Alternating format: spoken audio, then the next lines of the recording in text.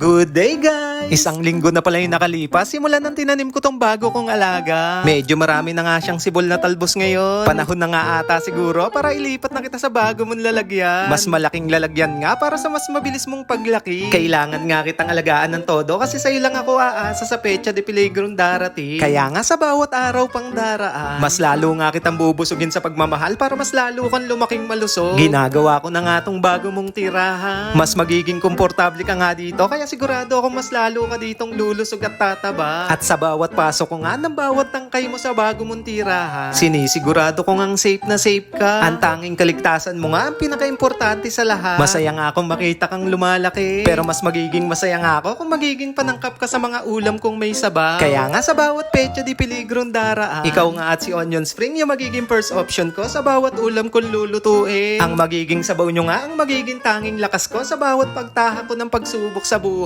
At yan, lupa na nga lang yung kailangan at paniguradong mag-e-enjoy ka na sa bago mong lalagyan. Mas naging kaakit-akit ka na nga ngayong pagmasdan. Sana nga ay lumaki kang masunurin at maging matulungin sa kapwa. Ang unang dilig ko nga ng pagmamahal ang siyang maging gabay mo para lumaki kang matiwasay. Mag-enjoy ka sana sa bago mong lagayan ngayon. Kita-kits tayo sa Pecha de Peligro. Thank you for watching. Have a nice day and God bless you all.